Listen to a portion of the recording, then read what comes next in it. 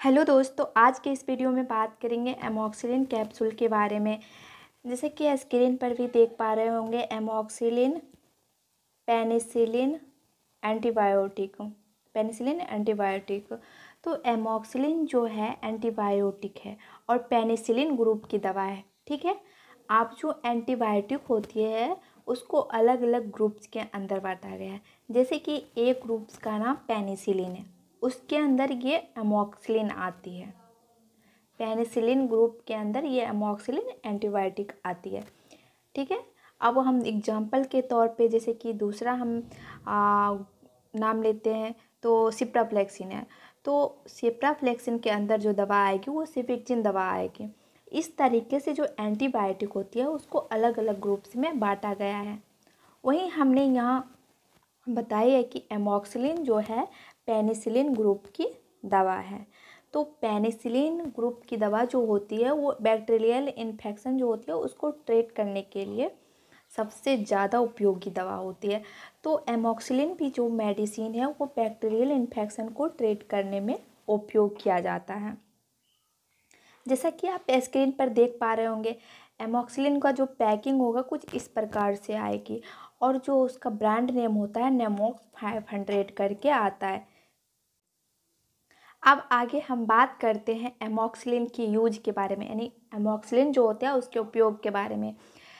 एमॉक्सिलिन जो कैप्सूल है उसको किस किस परिस्थिति में उपयोग में लाया जाता है। तो ठीक है, तो चलिए शुरू करते हैं। जैसा कि आप स्क्रीन पर भी देख पा रहे हैं, एमॉक्सिलिन यूजेज।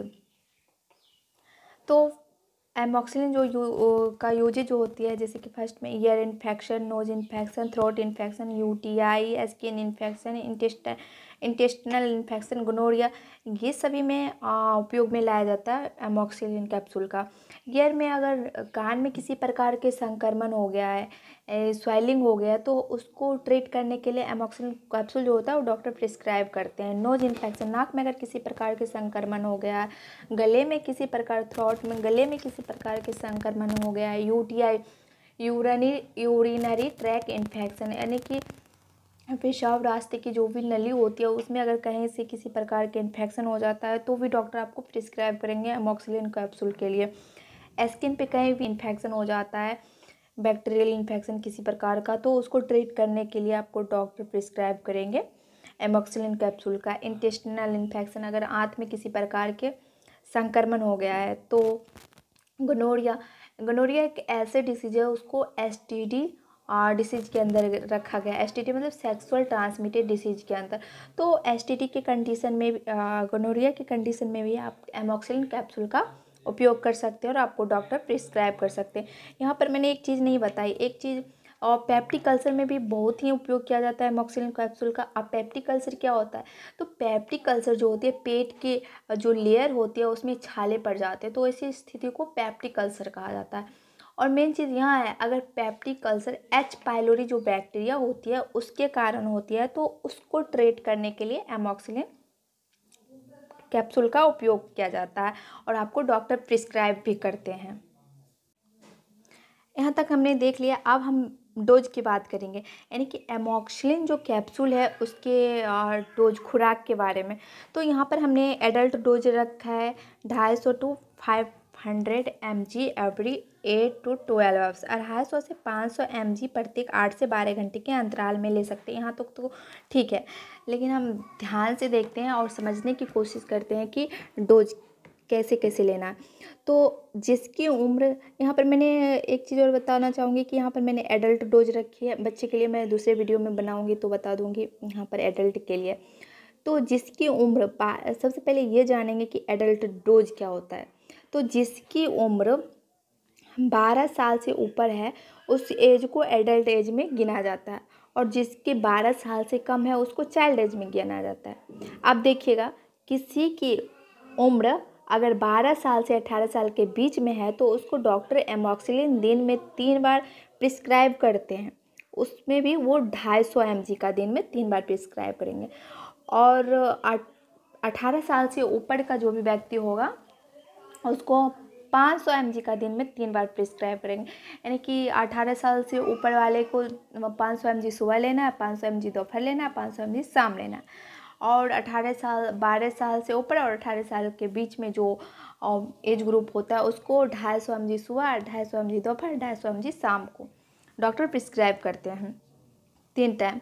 और एक चीज़ और यहाँ पर ध्यान देने वाली है, अगर जब बैक्टीरियल इन्फेक्शन जो होती है बहुत गंभीर हो तो ऐसे व्यक्ति को दिन में 3 बार देना चाहिए, नहीं तो यूजुअली जो होती है वो 2 बार ही उपयोग किया जाता है।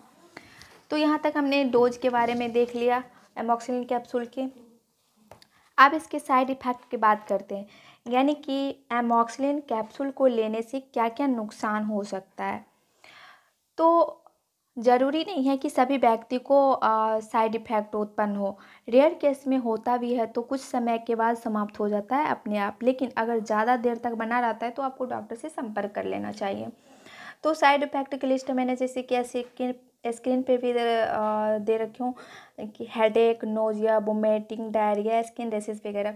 तो ये सारे जो है वो एमॉक्सिलिन कैप्सूल लेने से हो भी सकता है और नहीं भी हो सकता है। हेडेक में अगर आपको लगातार सर दर्द बनी रहती है, ठीक नहीं हो रही है, तो आप डॉक्टर से संपर्क करें।